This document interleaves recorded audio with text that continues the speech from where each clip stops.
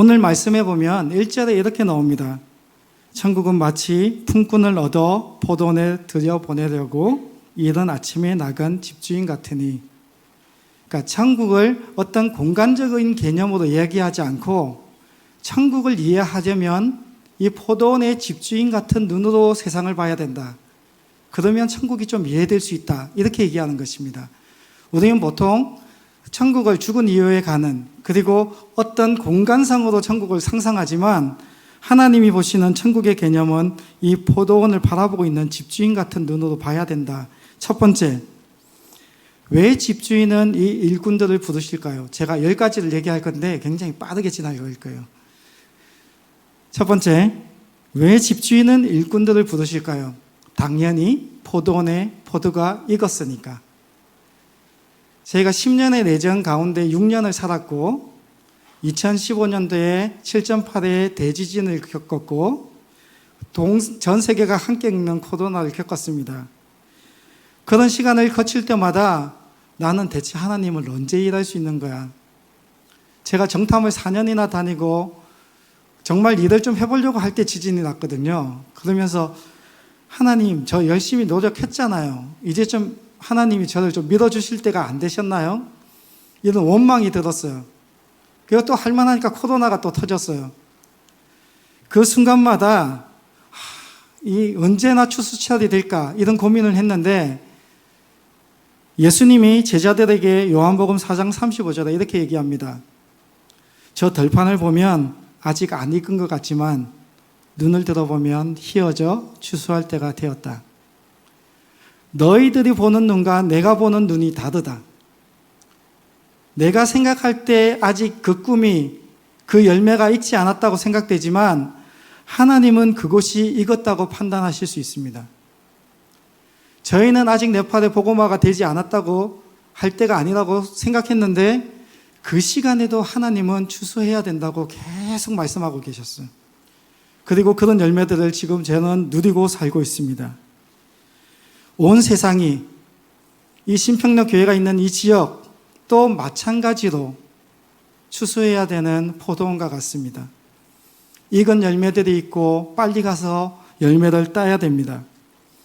두 번째, 이른 아침에 나간, 이렇게 적혀 있습니다.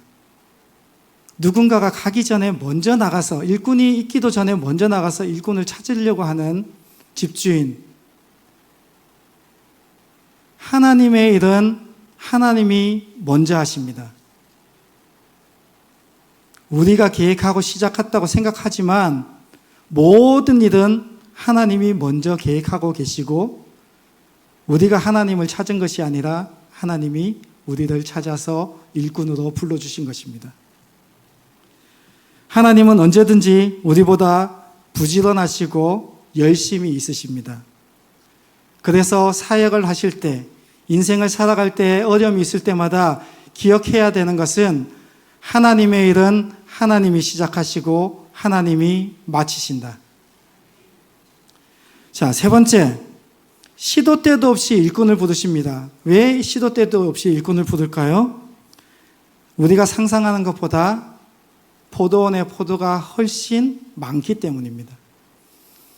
새벽 6시에 한 번 불러서는 안 되고 9시에도 불러야 되고 12시에도 불러야 되고 3시에도 불러야 되고 오후 5시에도 불러야 될 만큼 포도원에 수확물이 많다는 것입니다.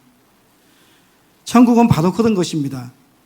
우리가 무엇을 상상하든 항상 하나님이 우리에게 주실 것이 훨씬 풍성하실 것입니다. 여러분이 무엇을 천국을 꿈꾸고 있든 천국에서 우리가 누릴 것은 그 상상을 언제든지 초월할 것입니다. 천국 가면 하나님이 나에게 무엇을 주실까 기대할 때가 있어요. 내가 이렇게 수고했는데 아마 제가 상상하는 것을 훨씬 뛰어넘을 것입니다. 그곳이 바로 천국입니다. 네 번째, 이 성경 본문을 읽으면서 우리가 자주 설교를 하기도 하고 듣기도 하고 고민하는 구절이 무엇이냐 하면 왜 오후 5시에 부른 1시간 일한 그 사람은 1시간도 일을 하지 않았을 거예요. 불렀기 때문에 포도원 가는 시간이 있고 무슨 일을 해야 되는지 들어야 되고 6시에 마쳤으면 6시 마치기 전에 정리를 해야 되니까 실제로 30분이나 40분밖에 일하지 않은 그 사람과 하루 종일 일한 12시간을 일한 사람하고 왜 똑같이 임금을 줄까? 우리가 그런 것들 들을 때마다 어떤 때는 화가 나기도 하고 이해가 안 돼요. 그런데 오늘 성경에 보시면 하나님이 약속하신 것을 주지 않은 사람이 아무도 없습니다. 제일 먼저 부른 사람이 어떻게 얘기하죠? 하루 일하면 한 데나리온 주겠다. 그 다음에 부른 사람들은 한 데나리온을 약속하지 않습니다. 성경을 읽어보시면 상당하게 주겠다. 그러니까 그 사람들은 상상을 할 때 내가 6시간 일하면 6시간만큼을 받을 거다 이런 상상하고 들어갔을 거예요. 마지막 사람은 포도송이 몇 송이 받아오면 집에 갈 수 있겠구나 이렇게 생각했을 거예요. 왜냐하면 마지막 사람한테는 약속조차 하지 않아요. 그냥 들어가서 일하라 얘기하지 얼마 주겠다는 약속 자체가 없습니다.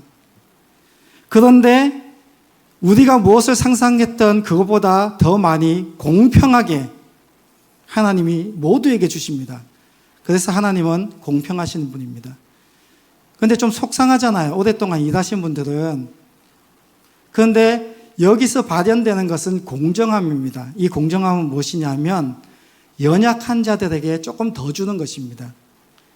장애가 있는 사람들에게 장애연금을 주고 어떤 유족연금을 주고 국가를 위해서 봉사하는 사람들에게 어떤 혜택을 주는 것들은 그들이 일한 분량으로 주는 것이 아니고 그들이 연약한 상태에 있기 때문에 그들에게 더 주는 것입니다.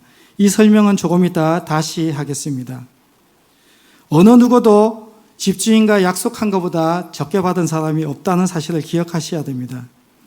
5번째, 그러면 이런 상황이 되면 먼저 온 사람들은 화가 날 수 있습니다. 당연히 그럴 수 있죠. 그런데 그는 손해를 보지 않았습니다. 그런데도 그들은 다 같이 몰려와서 이렇게 얘기합니다. 12절에 종일 일한 우리 이렇게 얘기합니다. 자, 6시, 9시, 12시, 3시, 5시에 사람들이 왔는데 오후 5시 사람들의 돈을 1데나리온을 줬습니다. 나머지 사람들이 다 와서 하루 종일 일한 우리라고 얘기할 때 대부분의 사람은 하루 종일 일한 사람이 아니에요. 그렇죠? 그런데 자기들 어떻게 표현합니까? 하루 종일 일했다고 이렇게 표현합니다. 때때로 다른 사람과 비교해서 내가 좀 손해보는 것 같으면 이렇게 표현을 해요. 하나님, 저 사람보다 내가 잘하고 있잖아요. 그런데 이 성경 본문을 잘 읽어보면 그 사람이 내가 한 것보다 더 많이 나를 평가를 해요. 내가 하나님을 위해서 수고한 것보다 더 많이 자기를 평가를 해요. 그리고 억울해야 합니다. 하나님, 제가 이렇게 많이 하나님께 드렸는데. 그런데 이 거래를 하면 할수록 손해보는 사람이 있어요. 그게 누굴까요? 집주인. 1시간 일했으면 1시간만큼의 돈만 주면 되는데 그 사람한테 하루 일당을 다 주죠. 1시간 일당이 요즘 1,300원인데 하루 종일 일해서 10만 원을 받아요. 그러면 1시간의 분량 10,000원만 주면 되는데 10만 원을 주는 거예요. 그러면 이 집주인은 한 사람 때문에 9만 원을 손해보는 거예요. 6시간 일한 사람은 5만 원, 6만 원만 받으면 되는데 10만 원을 받아요. 그럼 그 사람 때문에 5만 원, 4만 원을 손해를 봅니다. 옆 사람하고 비교하면 꼭 때때로 내가 억울한 것 같은데 잘 생각하셔야 됩니다. 하나님하고 거래를 해서 손해보는 사람은 단 한 사람도 없습니다. 언제든지 우리가 드린 것보다 하나님이 우리에게 더 많이 주십니다. 그것은 6시에 온 사람이든 오후 3시에 온 사람이든 다 동일하게 모두가 자기의 일한 분량보다 많이 받습니다. 이게 아니잖아요. 제일 처음에 온 사람은 좀 덜 받는 거 아니에요. 약속은 그거지만 이 한 데나리온은 로마 사람들이 정규직을 가진 사람이 하루 받을 수 있는 일당입니다. 이 포도원에 들어간 사람들은 로마 지배를 받는 유대인들, 즉 하루에 정규직이 받을 수 있는 일당을 받을 수 없는 사람들이에요. 그 사람들은 기본적으로 6만 원, 7만 원밖에 못 받는데도 불구하고 너 하루 일하면 10만 원 줄게 이렇게 약속을 하는 거예요. 그 어떤 사람도 손해본 사람이었고 모두가 이익을 받고 딱 한 분, 포도원 집주인만 손해를 보고 있어요. 그런데도 불구하고 포도원 집주인은 계속 일꾼을 불러요. 부르면 부를수록 손해인데도 불구하고. 때때로 우리가 하나님께 원망될 때가 있습니다. 저도 이 말씀을 왜 드리냐. 죽을 뻔 고기도 많이 넘기고 너무 힘들게 살았어요. 하나님 저 너무 수고하잖아요. 그런데 제 형편을 보면 별로 다른 사람하고 달라진 것도 없고 더 나은 것도 없고 하나님 위해서 이렇게 수고하는데 저한테 주어지는 게 대체 뭐예요, 하나님? 이런 생각이 들 때가 있었습니다. 그리고 대지진이 나고 코로나가 터지면서 사역지도 못 가고 너무 힘든 그 시기에 하나님 그만하고 싶어요. 라고 할 때 주신 말씀이에요. 그래, 너가 나하고 거래를 하고 있는데 그래서 너가 손해를 보고 있냐 지금? 아니잖아. 너가 몇 시에 왔든 상관없이 너는 너가 일한 것보다 훨씬 많이 받고 살고 있잖아. 잊지 마셔야 됩니다. 하나님의 나라는 우리가 이 땅에서 일한 것보다 더 풍성히 다시 돌려주실 것입니다. 6번째, 왜 주인이 직접 일꾼들을 찾을까요? 하인들을 보내면 될 텐데 그 이유는 이 한 데나리온을 줄 수 있는 권한이 주인에게만 있기 때문입니다. 일을 적게 했는데도 많이 줄 수 있는 권한은 밑에 직원들은 줄 수가 없어요. 그 돈을. 그 돈의 소유자인 집주인만이 줄 수 있어요. 즉, 이 한 데나리온은 마태복음 19장에 부자 청년이 영생에 대한 질문에 대한 답입니다. 이 한 데나리온은 영생을 얘기합니다. 언제 믿었던, 너가 얼마나 열심히 하나님을 섬겼던 상관없이 구원은 나의 선물이다. 너가 하루 종일 일했기 때문에 주는 게 아니야. 너가 6시간 일했기 때문에 내가 너한테 한 데나리온을 주는 게 아니야. 이 권한은 나한테 있는데 너가 언제 왔던 나는 너에게 관심이 있고 너에게 한 데나리온을 주고 싶어. 죽기 1시간 전에 예수를 믿어도 구원받습니다. 믿습니까? 그러면 억울하죠. 난 50년 섬겼는데. 그래도 하나님은 모든 이에게 구원을 주고 하십니다. 아프리카에 있는 사람도, 네팔에 있는 사람도, 신평역교회 근처에 있는 사람도, 우리의 가족 중에 아직도 안 믿는 모든 사람, 온 인류의 모두가 오후 5시에 오더라도 이 포도원에 들어오기를 간절히 기도하고 있습니다. 그것이 바로 구원이고 구원은 포도원 집주인 하나님만이 주실 수 있는 것입니다. 자, 그러면 하루 종일 일한 사람은 손해를 보고 있냐? 한 가지 남았습니다. 먼저 온 사람을 왜 돈을 먼저 주었을까? 늦게 온 사람부터 먼저 주면 받고 가니까, 일찍 온 사람부터 먼저 주면 받고 가니까 서로 몰라요. 그러니까 6시에 받은 사람이 갖고 집에 가. 뒷사람이 얼마 받았는지 몰라. 그럼 뒷사람은 나는 덜 받을 줄 알았는데 많이 받으니까 기분이 점점 좋아지면서 다 기분 좋은 상태로 집에 갈 수 있어요. 그런데 이걸 거꾸로 주죠. 거꾸로 주니까 분란이 생겨요. 이 집주인이 이걸 몰랐을 리가 없어요. 그런데 왜 반대로 거꾸로 온 사람부터, 늦게 온 사람부터 주었을까? 이걸 제가 1년 동안 계속 고민하고 있는데 결론이 나진 않았는데 지금 현재의 제 결론은 무엇이냐면 오후 5시에 온 사람이 좀 다릅니다. 아침에 일어난 사람들은 바로 불러서 들여보내요. 그리고 9시, 12시, 3시에 사람들은 나가보니까 빈둥빈둥 놀고 있어요. 그래서 들여보냅니다. 오후 3시 사람들도 게을러서 빈둥거리는 걸 보고 들려보냅니다. 오후 5시에 나가서 이렇게 물어봅니다. 너 왜 하루 종일 일도 안 하고 있냐? 그저 그 사람이 답한 것이 성경에 이렇게 적혀 있습니다. 아무도 나에게 일을 주지 않습니다. 그 사람은 일을 하고 싶지 않았던 게 아니에요. 일을 하고 싶은데 그 사람에게 일을 주는 사람이 없는 거예요.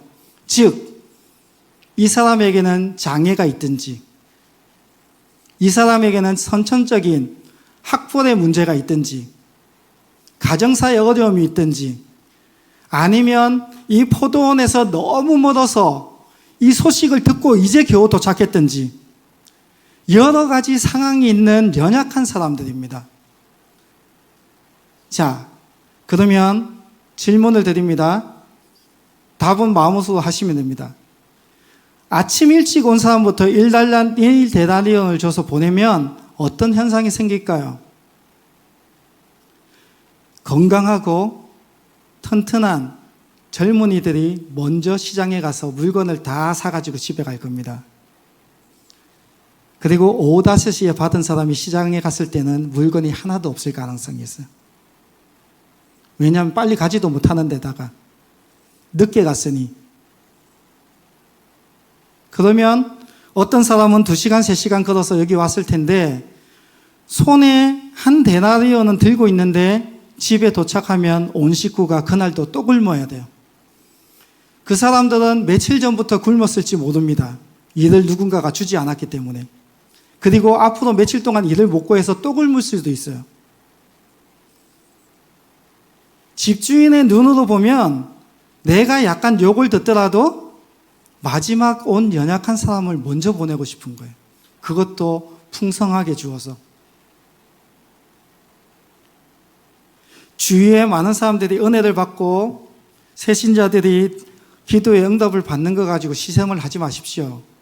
연약하기 때문에 그렇습니다. 하나님이 그에게 더 부어줘야 될 이유가 있기 때문에 그렇습니다.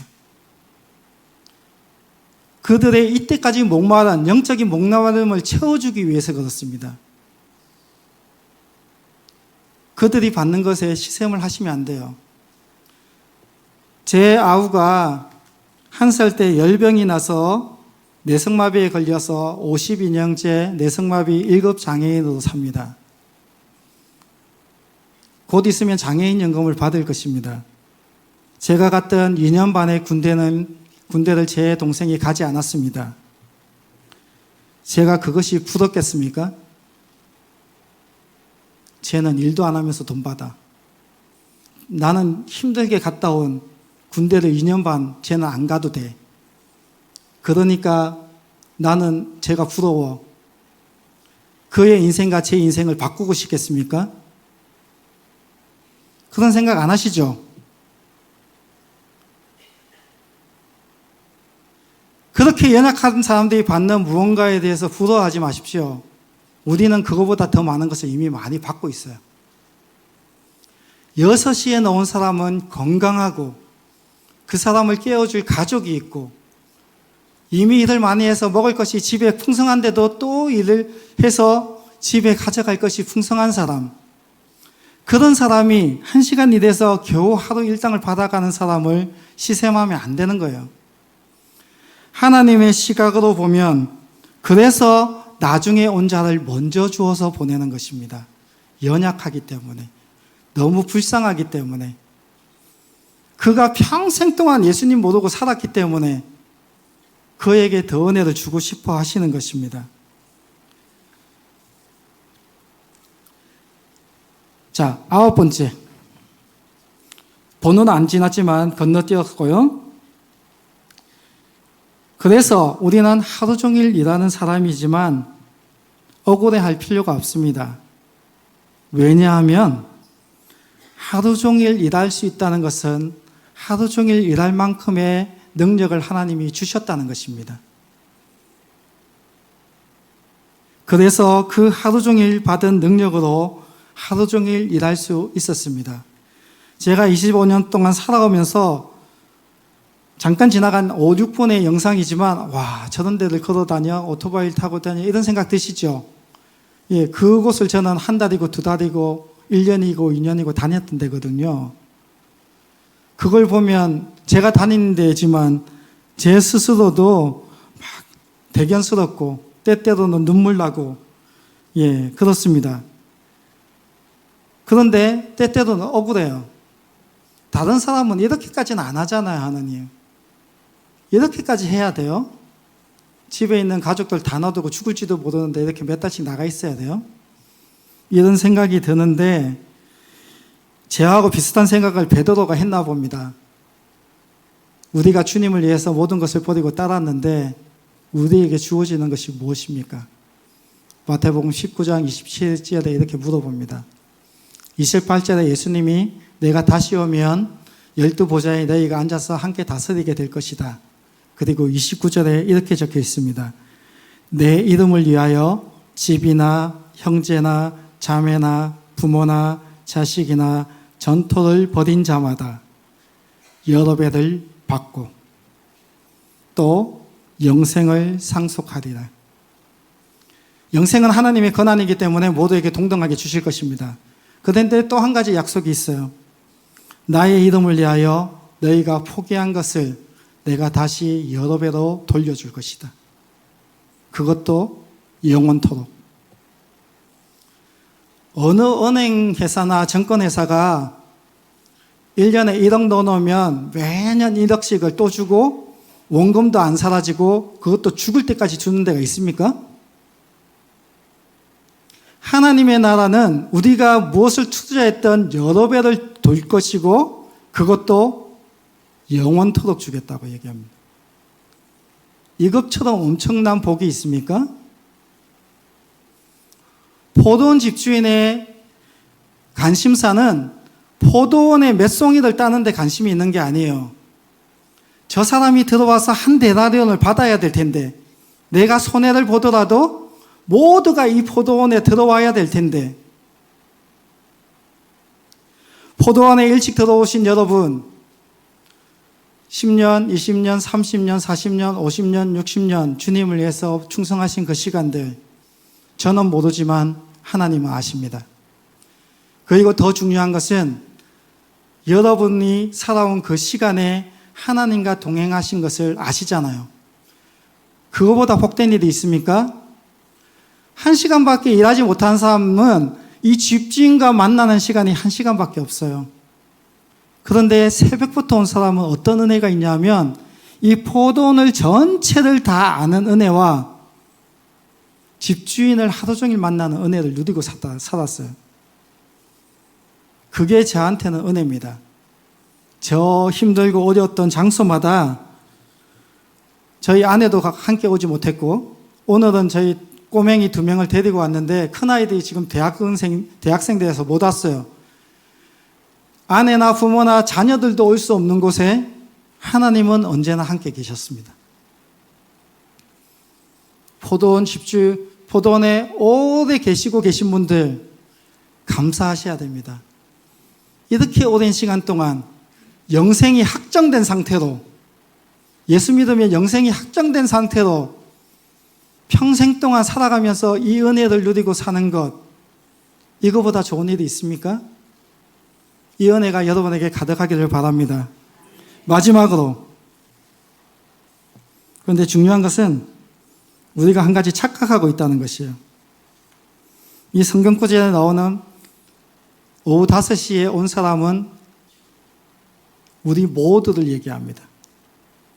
이 성경 예화의 대표적인 한 예시 중에 하나가 앞에 온 사람은 유대인, 늦게 온 사람은 이방인. 즉 이방인이 나중되고 유대인이 먼저 되고 나중될 것이다. 유대인이 아니었던 우리는 하나님의 보시기에는 항상 늦은 자들이었어요. 그런데도 그 늦게 들어온 우리를 위하여 예수님이 길이 되어 주셨고 1시간도 일을 하지 않았는데도 불구하고 12시간 일한 그들하고 동일하게 대접해 주시겠다고 약속하셨습니다. 구약의 언약으로는 우리는 하나님의 자녀가 될 수 없습니다. 그러나 신약의 예수님의 언약으로 우리는 하나님의 자녀가 되었고 누구든지 예수를 믿으면 하나님의 자녀가 되는 영생을 얻는 은혜를 얻었습니다. 저는 고등학교 2학년 때 예수를 믿었는데 그때는 이 성경 구절이 너무 좋았어요. 왜냐하면 나중 되가 먼저 된다니까 우리 친구들 중에 제가 제일 나중에 믿었거든요. 하나님이 날 너무 사랑하셔. 그런데 예수 믿고 38년이 지나니까 왠지 억울한 거예요. 저희 친구들 중에 예수 안 믿는 친구들 많습니다. 그때 같이 다녔는데 나는 평생 이렇게 수고하는데 별반 다른 것 같지 않고 이런 생각이 들었는데 이 성경을 읽으면 읽을수록 내가 나중에 온 사람이구나. 내가 먼저 왔다고 착각하고 사는구나 지금. 내가 하나님의 일을 위해서 많이 하고 있다고 스스로를 속이고 살고 있구나. 너가 그만큼 일했다고 해서 너가 구원을 얻는 게 아니야. 늘 아는데도 억울했어요. 그래도 저 정말 죽을 만큼 일하잖아요. 그러니까 내가 너하고 하루 종일 같이 있어 주잖아. 그걸로 안 돼? 너가 25년 동안 먹고 사는데 지장 없이 내가 너를 지켜줬잖아. 그걸로 안 돼? 내가 5 자녀들 낳을 때까지 그리고 이때까지 자랄 때까지 그들을 지켜줬잖아. 그걸로 안 돼? 25년 동안 안 아프고 건강하게 살았잖아. 그걸로도 안 돼? 교회를 130개나 지었어. 그걸로도 안 돼? 뭘 더 주면 되겠냐? 너는 늦게 온 사람인데 도대체 뭘 더 주면 너가 만족하겠냐? 저의 생각이 바뀌었습니다. 뭘 더 하는 것보다 하나님하고 동행하고 살아야 되겠구나. 하나님의 일은 하나님이 알아서 하셔서 150교회도 200교회도 하나님이 알아서 하실 것입니다. 저는 그 옆에 잘 붙어 있으려고 합니다. 하나님이 하시고 싶어하는 그 포도원에 들어가서 벌써 익어 있는 포도밭에서 포도를 잘 따기를 원합니다. 그곳에 있으면 많이 거두게 될 거예요. 하나님의 집에서는. 마지막으로 요약해드립니다.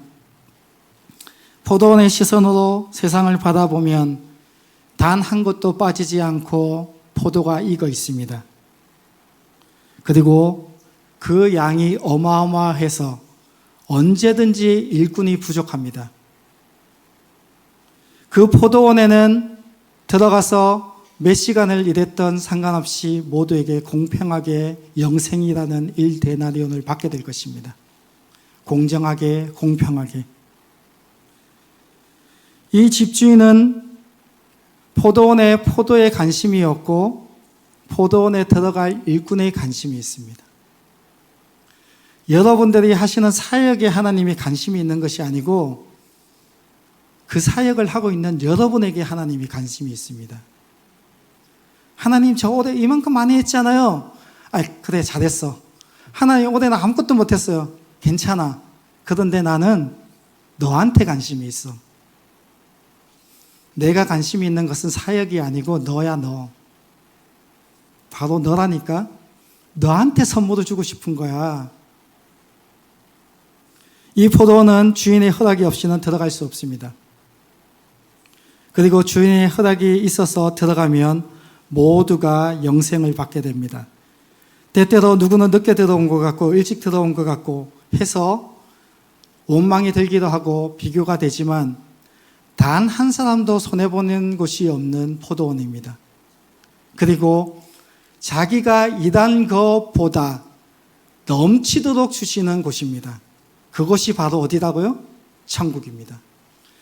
천국에 초청받으신 성도 여러분, 이 세상을 포도원 집주인과 같은 시선으로 바라보셔서 아직도 이 포도원의 달콤한 포도를 맛보지 못한 그들에게 이곳에 오면 너의 이때까지 삶과 상관없이 하나님이 기쁘게 구원을 주시기 원하신다. 이 복음을 꼭 전해주십시오. 저는 네팔 땅에서 이 복음을 꼭 전하겠습니다. 여러분은 이 신평로교회와 부산 일대, 경남 일대에 있는 영혼들을 위해서 꼭 이 복음을 기회가 될 때마다 전해 주시기 바랍니다. 그동안 네팔을 위해서 계속 기도해 주셔서 감사합니다. 저희가 상상할 수 없었던 많은 일들을 하나님이 시작해 주셨고 계속 진행되고 있습니다. 기도해 주실 것은 네팔이 전 세계에서 가장 빠르게 성장하는 국가 중에 하나인데 이것이 제가 네팔을 떠나려고 하는 15년 후까지 계속 이어질 수 있도록 교회들을 더 많이 지어서 성도들이 계속 늘어날 수 있도록 아직도 교회가 없는 교회가 마을들이 전체 마을의 절반 이상이 넘습니다. 그 마을에 교회들이 세워질 수 있어서 지금 우리가 들었던 이 복음을 그들도 들을 수 있도록 위해서 기도해 주시기 바랍니다. 다 같이 1분 정도 함께 기도하겠습니다. 기도하실 때 이 신평로 교회 인근에 있는 우리 주민들을 위해서 기도해 주시고 그리고 네팔 땅을 위해서 기도해 주시고 특별히 다음 세대인 우리 자녀들을 위해서 기도해 주십시오. 자녀들 중에 예수 안 믿는 자녀들이 있으신 분이 있으실 겁니다. 그리고 교회는 다니지만 예수를 믿는지 안 믿는지 불확실한 친구들이 있을 겁니다. 그들도 이 기쁨을 누려야 되지 않겠습니까? 우리의 자녀들이, 우리의 손주들이 이 놀라운 복음을 누릴 수 있도록 하나님 길 열어주세요. 우리 다 같이 기도하고 제가 마치며 기도합니다.